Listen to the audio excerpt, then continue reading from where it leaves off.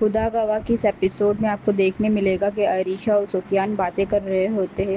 عریشہ سفیان کو بہت سناتی ہے کہ تم ان لوگوں کو، عائشہ لوگوں کو ان کے گھر پر کیوں چھوڑنے گیا ہے وغیرہ وغیرہ، وہ تو ہم سے کم تر لوگ ہیں، ہمارا اسٹینڈرڈ ہائی ہے وغیرہ۔ اس پر پھر سفیان اس سے کہتا تم اس طرح کیسے سوچ سکتے ہو جبکہ وہ ہمارے کزن ہیں، ایک ہی خون ہے۔ تو پھر اس پر عریشہ کہتے تم پاپا جیسی باتیں مت کیا کرو۔ پھر آگے بتایا جاتا ہے کہ ڈائننگ ٹیبل پر سب بیٹھے ہوئے ہوتے ہیں، سفیان، اس کا بھائی ارسلان وغیرہ۔ ارسلان اسے بدتمیزی کرتا ہے اور بہت الٹی سیدھی باتیں سناتا ہے۔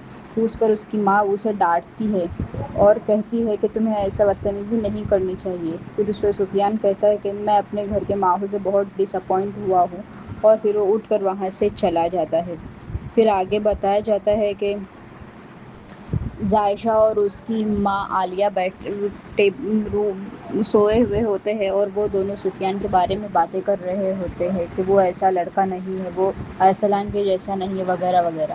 پھر آگے یہ بتایا جاتا ہے کہ اس کا سفیان کا باپ اور سفیان باتیں کر رہے ہوتے ہیں، وہ اپنے چچا چچی وغیرہ کی سب باتیں کر رہا ہوتا ہے۔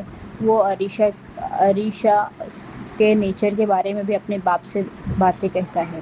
پھر آگے بتایا جاتا ہے کہ رافع کو کال آتی ہے کہ وہ فائنلی انجینئرنگ اس کا کمپلیٹ ہو گیا۔ پھر وہ خوشی خوشی اپنے آفس چلا جاتا ہے اور عائشہ آفس اپنے کالج کے لیے نکلتی ہے۔ اتنے میں وہ راستے میں اسے سفیان دیکھ لیتا ہے، وہ اسے اصرار کرتا ہے کہ تم میری گاڑی میں بیٹھو، لیکن وہ نہیں بیٹھتی اور وہ اسے کھڑی کھڑی سناتی ہے اور بس سے چلی جاتی ہے۔ پھر یہ سارا ذکر سفیان اپنے باپ سے آفس میں کرتا ہے۔ اس کے بعد پھر اس کا باپ اسے سمجھاتا ہے کہ یہ سارا تمہاری ماں کا کرا دھرا ہے، اس نے ہمارے خون کو ایک جٹ نہیں رکھا، اس نے ان دونوں کو بھی الگ کر دیا وغیرہ وغیرہ۔